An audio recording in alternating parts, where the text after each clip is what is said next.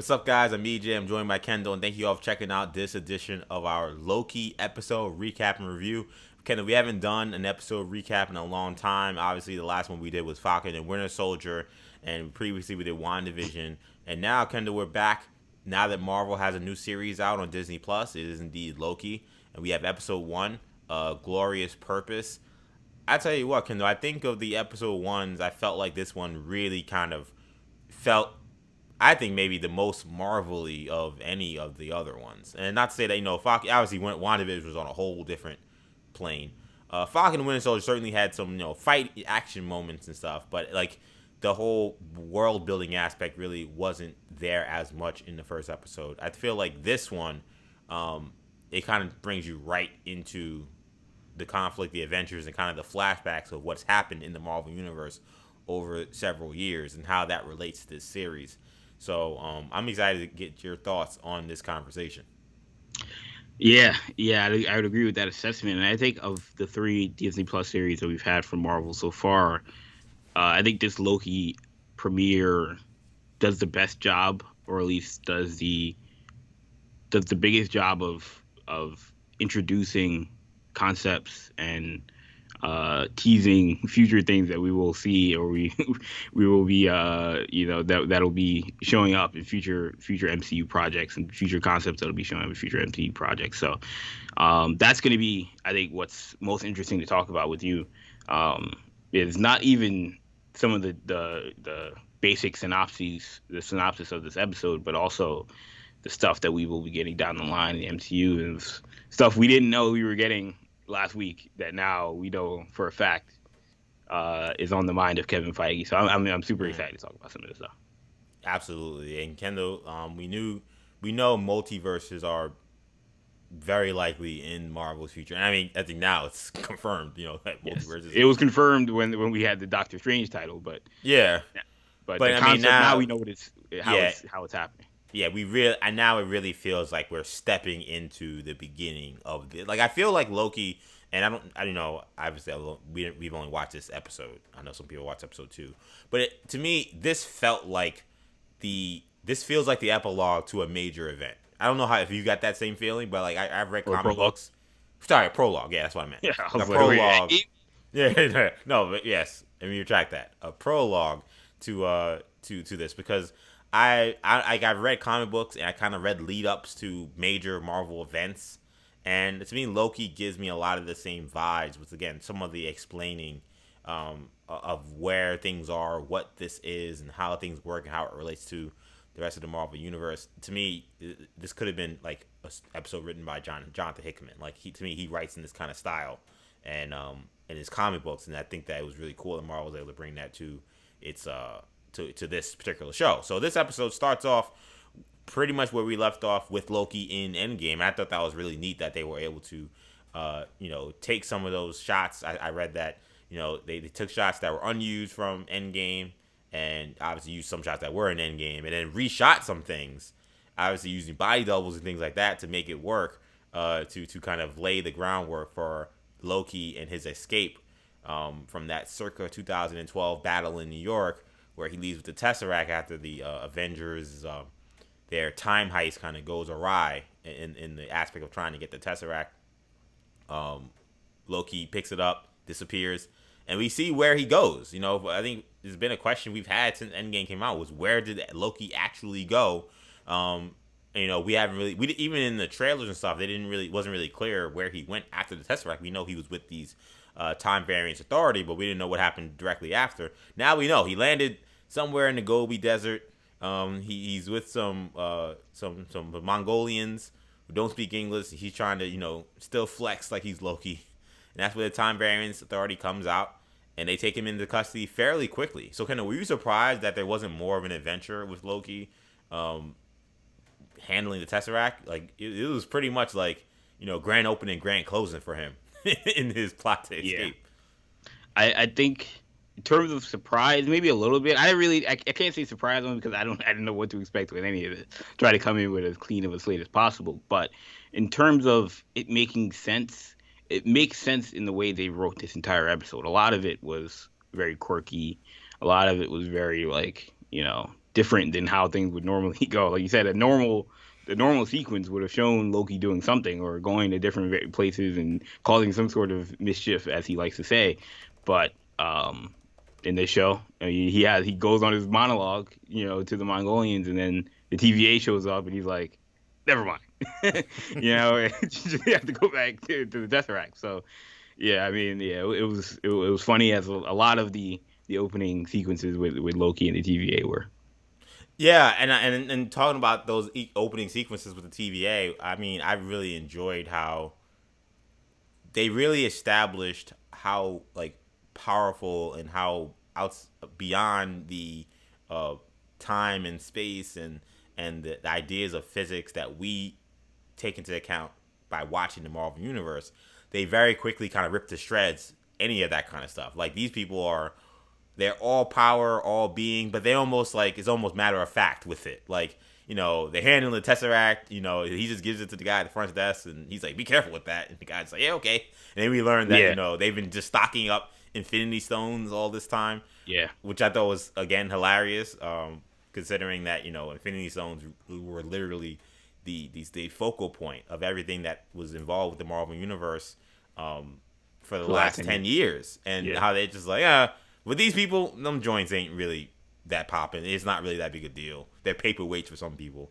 yeah. What did you make of that, like, introduction of the Time Variance Authority being, so all powerful, but yet also so matter of fact? I think it sends a message that the TVA is clearly on like you said, it's just on another level from where we were in the Infinity Saga. Like the Infinity Stones were everything in the last three phases of Marvel, and now they're nothing but paperweights to these people. Um, I feel like they did a really good job of making it like it had it was a regular office. They weren't, like you said, very matter of fact. The way these people operated in their day to day lives, and but beyond that, they clearly hold the power. And what I loved about it also was Loki throughout the episode is, they're continuing to give him the spiel about how we're the TVA and this is what we do and stuff. He's like, this, the timekeepers, all that stuff. He's like, this, none of this makes any sense. I'm a god, blah, blah, blah. And it doesn't click to him until he sees the drawer full of Infinity Stones, like, and he keeps trying to use the Tesseract. Nothing's happening. It almost like, I think it almost internalized for him, like, none of this really matters. Because clearly, there's a more powerful being out there that's way more powerful than me, and everything that I thought was powerful. It's kind of like, if anybody likes watches Dragon Ball Z, it's like, you know, how like someone like Frieza will show up, and then like beyond that, you'll have like Beerus, the god, who's like much higher. It's the power levels. Yeah, Vegeta sees Frieza, and then Frieza sees Beerus, and it's like this is like Loki seeing the TVA is like Vegeta seeing Beerus. It's like this is just way beyond anything yeah, that you could comprehend. So yeah, it really set in that and really brought him back down to earth, or Midgard, in his way of speaking. But yeah, no, I thought the stuff with the TVA was super interesting. I think it's gonna lead into a lot of different stuff, but I'll let you continue. yeah. I mean, I agree, and I think that one of the most effective ways they were able to kind of lay the groundwork for where the TVA may come into play in the future was through that little cartoon that they played in this episode. Shout out to Tara Strong. She played Miss Minutes in that, and here we got a little bit of a kind of explainer of I where I, where the I was just gonna TVA say, are and kind of what all this means in the grand scheme of things within the Marvel universe. What are you gonna I say? think that cartoon was the most important part of the episode. It might end up being one of the two or three most important parts of this entire series. I was gonna Um, go as far as say it might be the most important thing we've seen in anything from Disney Plus. it really might be. I don't, I don't want to go that far just yet, but it might be. I don't want to. You can't understate it how Yeah, important, and that's why I think they went as far as they did to cast Tara Strong and make it clear that Tara Strong was playing Miss Minutes. You don't cast Tara Strong to do something that means absolutely nothing. right. Yeah, she's a You know, she's a legend in this game, and that's not someone that the you're. same voice for the people that don't know. I mean, she's the same voice of Harley Quinn. You know, Timmy Turner. You know, I mean, basically every cartoon you've ever watched, she has some sort of role. She's anything Almost certainly. worth anything worth mentioning. She's played almost everybody. She's played some of the more iconic uh, animated figures. Again, the number one being Harley Quinn, who started off as an animated figure. She wasn't even in the comic books at first. She was introduced in Batman the Animated Series.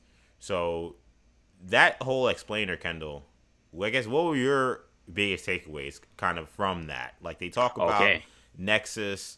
And these events happening, causing Nexus events when there are issues with the variants. How Hold on. the Let me time pull out my list. because the timekeepers and they kind of they kind of have, to me, for I know, apologies Marvel fans who may get, what's the word, what's the word I'm Offended. looking for, yeah, offended or maybe triggered, but like to me, like what they explained to me was almost like an Earth Prime, was that essentially what we've been watching. And I know that's, and I say that not to get offended because that's a DC term obviously, but Yes. to me, like what we've been watching is in some ways like an Earth Prime, and that they in the past there were other timelines and they basically combined them all to just make it one.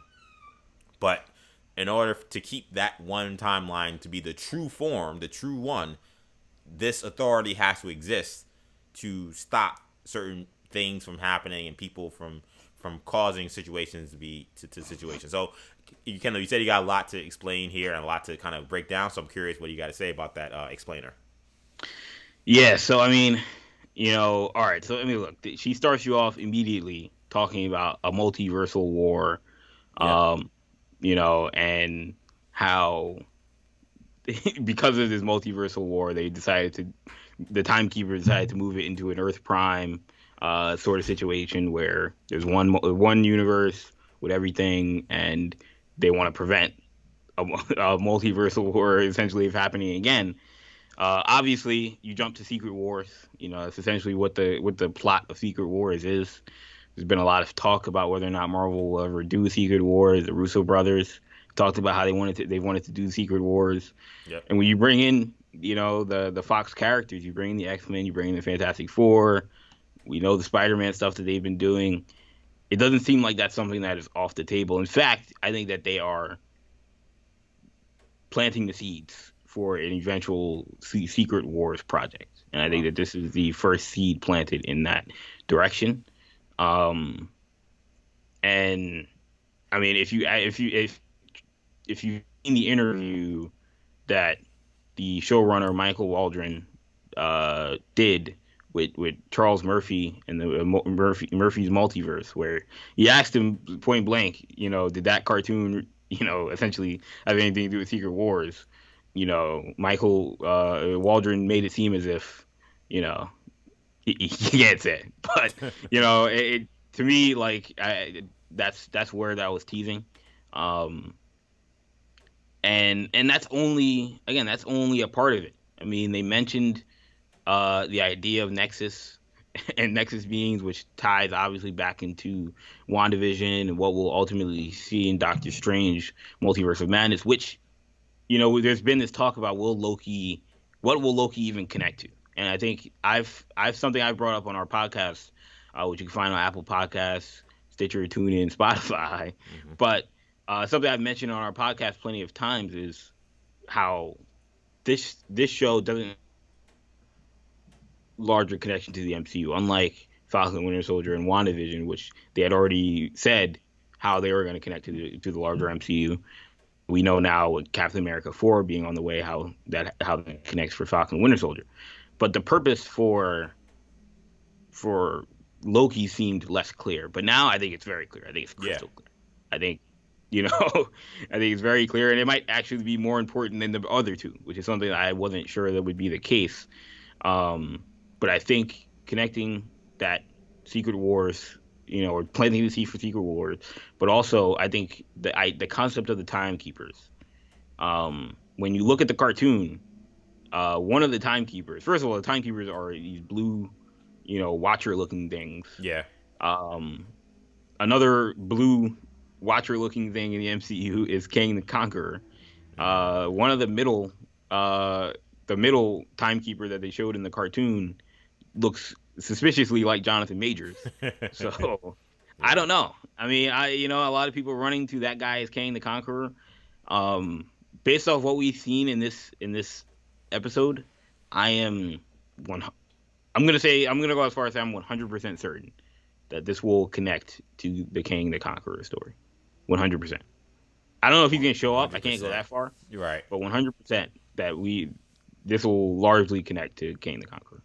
I mean, it makes sense. I feel like, you know, they definitely they didn't want to give it away, but I mean, he did look like Majors, and we know Majors is playing Kang, and given Kang's involvement with space and time, it would make sense for them to establish Kang. Also, you want to talk about Kang being this super powerful being. We mentioned like how do you top Thanos, and there's some questions about should Kang be making an introduction in something like Ant-Man, but uh, outside of that point, if you're trying to establish a big bad being, all powerful being, to me the best way you could do that is have him involved with anything involving the timekeepers or the TVA, because as we see, these people are all powerful, all being. So like, if you're part of anything involved with this, then I already am saying, okay, you're clearly not to be messed with, because again, they're just throwing Loki around like he's a nobody. They're just, again, tossing around tesseracts and Infinity Stones. So if for some reason Kang somehow came about through something involving this, that would make a lot of sense to me. Yeah, I mean, the whole TVA thing is weird. Like the whole aura of the TVA, like who are they? Is why Loki was for a lot of this episode. Loki acted as the audience because Yeah. these people they're saying stuff that just doesn't make any sense. Yeah, like I mean the funniest line to me was when he brings up a fairly good point about you're grabbing me like I only got away because the Avengers went back in time. Maybe you should go get them. Which Right. I do wonder, how did he know that the Avengers were back in time? Well, I don't. he said that he knew that there were two Tony Starks there. Remember, he had the line about how you Right. could Yeah, he smell did. a second Tony Stark cologne from Yeah, it's anywhere. like yeah, So exactly. that was I kind remember of that. dope that they even were able to establish Loki. Okay, he's still a bad boy. Like, Yeah, he's still a he was step able ahead. to kind of see the situation and be like, something's off. And you can kind of see when you watch Avengers Endgame, he clearly feels like something is weird going on. Right. We don't Yeah. know what he's thinking, but now they're establishing that he felt like Yeah. Tony Stark's here. How? I don't know, but Tony Stark's here. And then once he gets into this time situation, he's like, all right, well, I'm almost certain I just ran into Tony Stark. Like, why are you getting after me? Like, he's Yeah, clearly messing with exactly. the And timeline. they're just like, oh, that was supposed to That was happen. supposed to happen, That which doesn't is make any sense. crazy. Like from his perspective, he's like, what? That was Yeah. supposed to happen. Or like this concept of oh, you think I'm gonna become the king because the timekeepers allowed me to? Like, it's just all this crazy stuff that Yeah. they're saying. But the whole thing with the TVA is weird. Um, are we confident? Obviously, well, we dive more into the TVA, we should probably talk about Mobius and the Yeah. character that he's introduced after that whole Loki introduction. We see him in France. Yes, we do. Yeah, we see him in France. We see that there's an issue where there is somebody out there, a variant, who is taking out other squads of TVA agents. And he's, to me, Mobius to me almost feels like they don't call him this, but to me he's almost like a TVA like detective. Like like you have your officers, who are out there, your hunters as they're referred to, and they kind of do that kind of groundwork. He's kind of beyond them, and he's more kind of studying, again, kind of not just necessarily putting out fires, but maybe trying to look at larger aspects of time issues that they're dealing with. And we learn initially, that is very intrigued when he learns that Loki is among the people that are coming through and get in and receiving a trial. But then we see that he's also been dealing with an issue where they're having their agents getting taken out. Yeah, and that initial scene, um, obviously they tease this devil creature, This demon, the yeah. one causing havoc. Um, the Which is showrunners. it's just crazy because just like all this talk about Mephisto, and here Yes, we it are, was. with yet another show where there's a now it's gonna Yeah. spark questions. Okay, is that Mephisto? Oh yeah, yeah, yeah. People already jumped the gun on that one. And then look, the showrunners they came out and they squashed that already. They're like, look, it's not Mephisto because they I guess they didn't want people to go crazy, Yeah, exactly. about that because obviously the letdown they saw the letdown that happened with WandaVision when there was no Mephisto, there was no anybody really, besides White Vision, but um. And they didn't want to repeat that, and it seems like they're suggesting that is supposed to be Loki. That Loki is supposed to be the devil creature that's going around. And that's what's teased at the end of the episode. Where he says that the variant that we're going after is you. Mm. So I mean, it seemed like Do you from take do everything you, we had do you heard about take this that do show. you take that at face value? That was what I was gonna. That's what I was leaning. Where I was going with when I was asking what I was gonna talk about the TVA is. Yeah. Do we take anything they say at face value? Do we take the TVA as an organization at face Mm. value? Because I feel like It's a we've great question. seen shows like this where don't believe everything you see and don't Hmm. believe everything that you were told. I think about and the show has a lot of similarities to Legion. It We talked does. about we talked about that on our podcast. And it was very clear in the trailers, and it was very clear in this first episode, and a lot of Legion, where a lot of stuff you see is not how it appears. Yeah, and I feel like again, you talk about Loki being the audience. I mean, how many times does he say this all can't be real? Like this is clearly an Yeah, illusion, you're right. and like as the viewer, you're kind of just laughing at him. And I'm not saying that's what I believe. I'm just saying as a Yeah, viewer, you're kind of laughing at him, kind of being so kind of stripped of his power and stripped of everything that you're kind of not taking at face value what he's saying. Where like this all seems very unbelievable. Is right, it true? Like, right, their power and their ability to kind of just toss them around and do whatever they want makes you believe very quickly. But they could be all powerful, but maybe not be what they say they are still. Like, that's still a right. possibility. And that circles back to King the Conqueror on some level. Hmm. I mean, is the TVA like is the Miss Minutes thing even the entire story? I mean, I feel like we went down that rabbit hole of WandaVision where we thought stuff they were telling us, meant a million different things, and it actually meant the most basic or the most simple thing. And maybe the most simple thing in this situation is that the TVA is all made up, and that they're from the future, a very very distant future, um, and they have technology that is far beyond comprehension. I don't know. Yeah. Um, And he made it clear that this is not magic, what they yeah, have, what they've established. Like, because I think Loki said, I thought you said there wasn't magic here. I'm like, he's like, this isn't magic, you know? yeah, Which is also a great callback to, the Thor line of what one person's magic is someone else's science. right. I think he said in Avengers or one of these movies. So I mean, look, to me, I think it's still up in the air. It reminds me of WandaVision with like Director Hayward and Sword, where we talked about like what is Sword? Are they good? Are they good? Are they bad? Or is it Hmm. just Hayward? Is the whole organization a mess? And, we still kind of don't know what what the deal is with Sword. We assume they were all kind of evil on some level, but when it comes to the TVA, I mean, they seemed above board. Is everybody in the TVA above board? Are there some people that are that I don't know.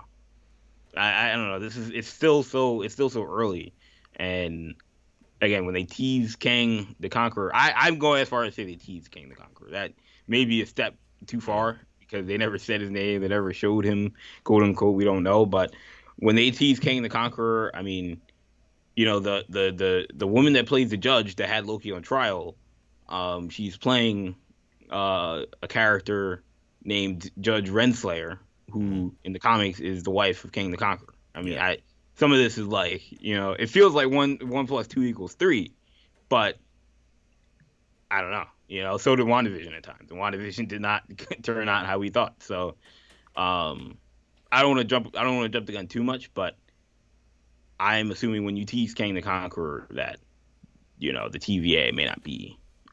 You tease him as a part of as the head, And yeah, basically. and like my thing is he could also it could also be a story of maybe things are fine, but maybe it's Kang kind of being kind of on his own and him kind of breaking off That's the from the thing. Like, what TVA is and even going to be his story? It's right. very early right now, in it may be very early in TVA time in terms of that entire story. Yeah. We haven't seen him in Ant Man. We don't know what the story in Ant Man is going to be. Um, and look, I mean, I know he's not. I mean, in the comics, he's not some sort of timekeeper. This is Yeah. all something that they may have made up, or if indeed this is his story. But yeah, I mean, I personally I liked Owen Wilson as Mobius. I thought he did a very good job. Oh, I thought Owen Wilson was exceptional. He's we know that Owen Wilson is a very talented actor, and I feel like this role that they've given him is very up his alley. Like I just like to me like Yeah, he's very comfortable. when they were thinking of this character and they were formulating what this character who Moby was supposed to be, I could totally see them then coming to the conclusion that Owen Wilson would be a great person to cast for this. And of course, Owen Wilson saw Marvel money; he wasn't going to turn it down. Hence why we have Yeah, Owen Wilson here. So yeah, no, I thought that he was really great. I mean, to me, the strongest scene in the episode was probably the part where he kind of goes down and sits Loki down and says, this was your life, and kind of he kind of gets at Loki with his idea of what his life purpose being super small, even though it's like the most grandiose, largest scale thing possible of like wanting to be a king of a planet and then eventually king of a universe. Like yeah, how small that is, given like he doesn't really seem to have anything else beyond this idea that by being king he'll help people. He kind of really makes Loki kind of think about just how frivolous his life purpose was, and it kind of lays out how much of a joke his life is from the way he's thinking about it right now, because of him being this god of mischief, got his mother killed. The fact that he kind of realizes that this whole thing is kind of like he comes to a realization in the regular timeline that this whole thing about being a king and god thing was like kind of dumb, and he kind of pieces it up with Thor. He pieces it up with his pops, like like he yeah, realizes that like he shows him like you had a much better, like you didn't even pursue that after a while, and then you had a very like he didn't see himself die because Morbius wasn't that, I guess, that like cold to show him that. But then Loki sees himself just getting crushed by Thanos, and he just realizes like, all right, like I really wasn't all that, and yeah, maybe it's time for me to do something else. You know, yeah. And I think the whole thing with him and his mother, seeing his mother, die, it all came to him yeah, very aggressively. And I thought that Hiddleston's acting, I think, in those scenes was that was also excellent. phenomenal. Yeah, it's excellent. And I think he almost realized when he was talking to Mobius about how he feels like he feels like the people need a king. Like they need structure or they need this and that. I think he almost realized by the end maybe I need it too. Like Right. you're Yeah, like on some because I'm Mobius said, like you said, that he told him, he was like, you say all like other people need it, like you're not one of those people that yeah, like think they need freedom, but really need order. And exactly. he's like, of course I don't. But then like yeah, you realize when he was free to do whatever he wanted, he really didn't accomplish much. Like, Yeah, and again, I just love. It's a very great character examination of a figure that we've watched now for so many movies. But again, I thought that also did a good job of really kind of putting in perspective what we've seen in the Marvel universe being very small. Like when Loki is like invading New York, it seems like the biggest thing ever. But when you add in the Time Variance Authority and what they're responsible for and the kind of power they have, you kind of realize all this stuff was very small. Like yeah, we cared about it because we care about these characters, but in the grand scheme of things of the Marvel universe, it wasn't that big. And it's in some people you may say, okay, like to use a wrestling term, why would you bury what like your biggest stuff that you've done? It's like, well, if you're moving forward and you're trying to tell people, hey, what we have moving forward is going to be bigger, larger, better than ever. Maybe it's the best. Maybe it's a smart move to do. Like I thought, like the burying of what we've seen from Marvel in this episode was a very fascinating storytelling strategy moving forward. Because will I really care about what Spider-Man is doing if he's like literally an insect compared to Yeah. what is going on It, in it's the rest of the galaxy? it's a fine But line. it's Can't something do it. that we see in the comics all the time, and it's Yeah. I will care about Spider-Man. I'm wearing a Spider-Man shirt, as you see. But I'm just speaking about like just what this kind of creates. It is an interesting way they're going about it. Yeah, it's definitely going to be a fine line in terms of trying to, you know, not make everything too, insignificant and minuscule while still creating grandiose storylines and moving the timeline, for lack of a better term, forward. Um, I feel like the TVA, I still have questions, not only about Mobius, but about, again, the judge. What's her whole interactions with Loki? Seems like she's not on the same page as Mobius. It seems like Mobius went kind of in his own direction with the way he wants to handle Yeah, I mean Loki. Moby seems to be doing his own. I mean, everybody wants to just be done with Loki, Yeah, and they I mean they don't take him very seriously at all. He's the only person that does, which is interesting. and it's because he feels like he has value, which is weird because again, at first he's like, oh, you want me because like I'm this great god. He's like, no, you suck. Like you're not you're not anything. But Yeah, yet he still clearly values him because he goes out his yeah. way to try to convince him to join his team. Join his team. He goes out of his way to convince everybody else that Loki's worth taking a shot on. And again, he tells It, him to think of that he's trying to catch himself. So, you know, I know I asked the question. I don't think either of us answered it. I don't take that at face value. I don't think they're trying to catch Loki. Um, I think there is. I think we're gonna see alternate versions of Loki. really? Um, Okay. yeah, I think we're gonna see alternate versions of Loki. Uh, he's one of the versions of Loki. I think there's gonna be another variant out there that's causing havoc. Why would Um, this variant, in your eyes, be causing them so much trouble? Like what I do you have no think? idea. Because they've had zero problem dealing with this Loki. So Right. at what point in his life would he have been so difficult to deal with that he's on the loose? They're they've talked about the possibilities of you know there being a lady Loki, there being a Hmm. maybe an old Loki, maybe a kid Loki. We don't really know what versions of Loki we're gonna see, or if there's gonna be multiple versions. But that's where I feel like that's what they're teasing when they talk about there being another Loki out there. Um, the other thing I was going to bring up in regards to that scene where Mobius is showing him the flashbacks of the highlight reel, the scissor reel of the MCU. Okay. Um, is it a stretch to say that we can now put the nail in the coffin in terms of Agents of Shield being canon Yeah, after I a mean, it seemed like they had the golden opportunity for him to be to like, oh, I killed Phil say, Coulson. yeah, you No, know you you didn't. Phil Coulson. Look at him running around with Sky and all these people. Yeah, that would have Yeah, been hilarious. It would have been like, oh, they're there, and you don't have to shoot anything. You can just take a random clip of Agents of Shield, say, yeah, yeah, this happened. They didn't. They yeah. buried. It. They again talking about burying characters. They buried Phil Coulson. Phil Coulson. They didn't acknowledge they still alive, even though Mobius would know if he's still alive. So Yeah, I think that was it If you're might an be the nail in the Agents, coffin. yeah, if you're an Agents of Shield fan, that moment you probably first saw it with great excitement, and then the way it kind of ended, you probably were like, oh no, that doesn't look good in terms of Agents of Shield being canon. 'Cause like you said, if there's anybody who would know, it would be obviously Mobius, and he just was like, I killed that guy, and Mobius is like, oh whatever. His thing was, yeah, but you formed the Avengers, like Yeah. how did that work out for you? Like what? Like in some ways, he's like your mischief and your villainous. Though he says he doesn't look at him as a villain.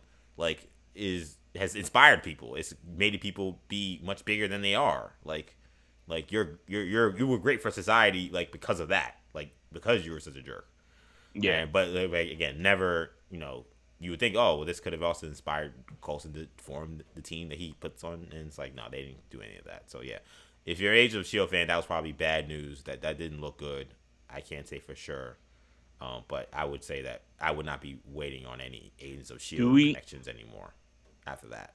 That was the moment for it to happen. And it did. Yeah, man. What a missed opportunity. Unless I mean, we say miss, but I don't think they they want to. intentionally did it. I don't think they want to connect Yeah, that show. yeah. I don't know why. I mean, I feel like the show kind of avoided a lot of the major MCU stuff anyway, so I don't know why it would have been that big a deal.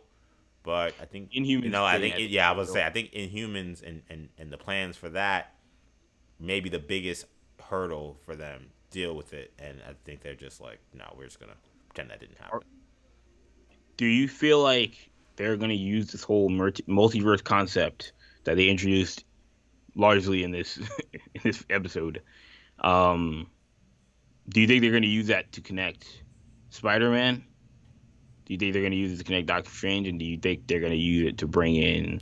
I mean, so the multiverse thing is so weird to me because it's like, I mean, the time variance authority is acting as if there is no longer a multiverse. Like they're acting as if Well, like right, we cut that joint out. Like yes, there was concept, one, but now we're good. the So concept of multiverse is still very possible, and that's yeah, I guess my question is, I mean, I guess to answer your question, yes, but I don't know how they're gonna do it because this introduction was very weird. It was we like yeah, there was a multiverse and it created basically Secret Wars, and we couldn't let that happen again. So we just cut that joint out, and now everything's all great because we're in the one timeline, and anybody that messes up, we pick them up, we evaporate them, and it's all good. Like I don't know. So then, where do we get to a point where other multiverses could even be created? Like, I know almost for a fact that we're gonna have multiverses. I'm just curious. Did the time variant screw up somewhere? Like did they not realize that somehow multiverses were being created, and they were not picking up on all of them? Like where is that gonna tie in? Like where is the fact that the time variance authority thinks that they've got everything all copacetic tie in with eventually us finding out that they clearly didn't? Or will something happen in this show or in some other show that will create multiverses that will be very familiar to us, like what we saw in like the Spider-Man movies, for example, or something like that? right. Like I don't know And what they're gonna do. and the last thing I was going to mention was, are they going to use it? Is this the way they're going to use or to implement? They're going to use this to implement the Fox characters that they're bringing in. Like, could Deadpool be used? A variant, Could he be a variant, or yeah. could he be brought in by the TVA on some level? Could the X-Men characters be brought in that? I mean, to me, and I told you that I kind of the one thing I was hoping, one of the biggest things I'm hoping for Deadpool is their ability to kind of move him a little bit away from the X-Men because he was so tethered to them because that was the universe and ballpark he could play in. Whenever he comes about in the MCU, I mean, what a great like pairing it would be to pair like Deadpool with like the Time Variance Authority. Like that to me is like a match made in heaven in terms of comedy, Right. in terms of everything you'd be looking for with what he brings to the table. So I would love to see it if that's how they want to do it. But again, I'm just curious now that they've established this situation. How will they ever get to that? I feel like they are. I feel like they are setting up. They're using this to set up the multiverse, and I feel like I think it starts with WandaVision. I think WandaVision was the start, and I think Wanda, maybe even America Chavez, will be the vehicles to creating the multiverse. This idea that we have to find Tommy and Billy, from WandaVision. Will they be pulled from another multiverse? Will they be? Where are they in general? If they are out there, there's so many questions. And once that happens, it seems like once the rabbit hole is opened, it becomes hard to put the genie back in the bottle. With the multiverse, and I think that's what the TVA's job is. But we don't know where the TVA is going to be at by the end of the series. Is the TVA again? We don't know if the TVA is a real thing. We don't know if the TVA, if they are a real thing, we don't know if they're good. They could be working for Kang, or they could be the beginnings of a very evil organization. I don't know. But um, if they're not around by the end of WandaVision, that could be the start, or by the end of Loki, that could be the start of, you know, Spider-Man getting out of whack, Doctor Strange getting out of whack, and then ultimately, we know the Fox characters will end up showing up as well. Yeah, absolutely. I feel like we've covered a lot from this episode. Were there other any aspects that you looked at and you felt like also were key and things to look forward to in this show, or just things you liked from the episode? Yeah, I mean, look, Hiddleston was great. He Obviously, was, yeah, we talked about it. You know, Hiddleston was awesome. Um, was not There was not a whole lot of action, but I'm not concerned because for one, I mean, it's Loki. You know, this isn't the show for that to me. yeah, I exactly. mean, we had that with Falcon and Winter Soldier. Like that was Yeah, that show for that.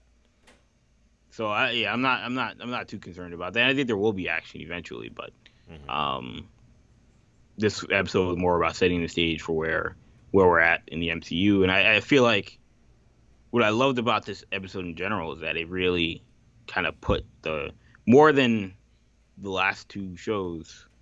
This episode really put the last era of the MCU way behind us. Like I think it Yeah, now after seeing Loki, like, I'm just like Thanos who, right. and maybe that'll And like come I back said, like with that's why I Eternals. said, like to me, like this was in some ways again a burying of what Marvel has already done. Yeah, And again, it'll be it's a I think it's a smart strategy, but you got to execute. Like you got to then actually deliver on doing things bigger than you did before. Um, but like again, like Avengers Endgame was supposed to be the biggest thing we've ever seen, and it felt like the biggest thing you've ever seen when you watch it. Avengers Endgame and Infinity War, you kind of be like, oh yep, the stones and all that stuff. Like yeah, there's much more bigger fish out there. So it's like a wait, very bold thing to say because again, that's like the biggest thing they've ever done to lay the. But I think it's smart to lay the tea leaves saying that no, we're gonna go for bigger and better, and this is gonna be the beginning of that. what I don't get. Did you feel at any point? Well, before you just ask that real question, I just have one quick question. Do you One of the things that I've been questioning, and I've said it on the podcast, was this idea of bringing time travel back into the forefront, given the last movie and the biggest movie, you know, at least the most important movie I would say that It Marvel was a has time done. travel. It was a time travel movie. Did that part has that become a factor for you in terms of taking you out? Like I expressed concern that this going through time travel again with this show with whatever Kang is going to be involved with in the future, like that might be kind of feel dated, given that we just had a big movie all about time travel. And I feel like time travel has also kind of been like a TV trope and like a movie trope. Like we've seen that now Absolutely. done a lot over the last 5 to 6 years. Uh, I can't go as far as I got to see how it's executed. Hmm. I'm not too concerned. Marvel tends to I mean, they tell good stories. A lot of it's going to be overlaps on some level. Um, I mean, when you do Kang, people are going to be comparing Kang to Thanos regardless of Right. whether or not there's a time travel aspect or goes beyond the time travel aspect, the comparisons between Thanos and Kang. So, yeah, I mean, I feel like if they do it really well, it's going to be different. It's a different kind of time travel. I know it sounds very like weird to be, oh, No, I get this it. is a different kind of time travel, but Yeah. um, that this I don't think this would be like a. I mean, the context of the time travel in Endgame is we have to go back in time to prevent this, horrific timeline from happening, essentially. Yeah. Or really Um, or repair it really. yeah, exactly, repairing the timeline. Whereas, whatever is going to be involved with Kang the Conqueror is more so of it's more of an Eobard Thawne, guy Hmm. from the future. Well, we don't know if that's going to be the case with this. This makes it seem more of like a Watcher kind of situation, like somebody who's just all knowing and all being. Yeah, I But mean, well, we know that the Time Variance Authority. I mean, we know they kind of live outside of space and time, but I mean, they're able to go into the future. Like these people weren't, uh, like he's showing Loki his life past 2011 or whatever. yes, So to me, like they know. I think he said that we know everything about you, past, present, and future. So, like to me, like they're like we say, like to me, Kang, if he is from this situation, would be from the future in a way because or really not from the future, but he'd just be outside of time. Like he Yeah, knows and seeing it all. So that seems to be the case for all these people. yeah, yeah. That does. Uh, it will bug me out. It will well they'll have to do a trying to they'll have to do a good job of kind of differentiating him from like a Doctor Manhattan kind of thing of like, oh, I'm just all knowing, I'm everywhere. Like Yeah. I don't know. We'll have to see how that gets played out. Overall, I was a fan of this episode. I was Um, too. you know, and I think this series has a lot of potential. There's a lot Hmm. of growth still to be had. Yeah. Oh yeah, yeah. I think that this is, and I love the time. I mean, I know we've complained about shorter episodes with those other shows. I mean, I thought this time for this, 50 minutes plus, and the next one will be 50 minutes plus. I thought this felt perfect. I was like, It was a yes, short this. 50 minutes, man, Yeah, it went by fast, that's but it great. was like, but it also didn't feel like I don't feel this like I want to see next week, but I didn't feel this thing of like, yo, man, how did they stop it there? Like I feel like, all right, that was a completed episode. Like I'm ready for the next one. Like I think that Yep. that 50-minute mark is like the strike zone that Marvel should go for in the future. I mean, every show is different, but I think that WandaVision and the other show would have served better going to that time than and Loki going to that 50-minute mark seems already. I feel like much better in terms of feeling satisfied from week to week. Like I'm fine waiting.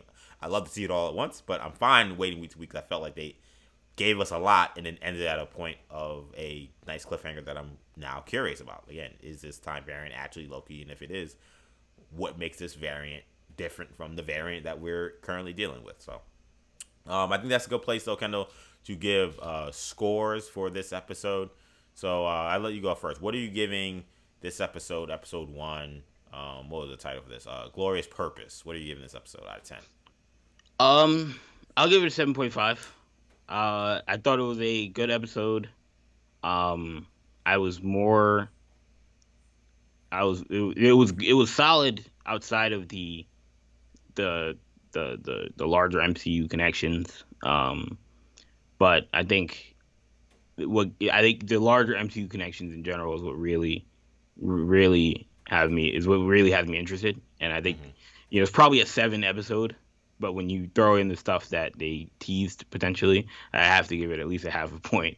When you start throwing out potential, the potential for Kang and Secret Wars in an episode of a Marvel show, I have to give it at least 7.5.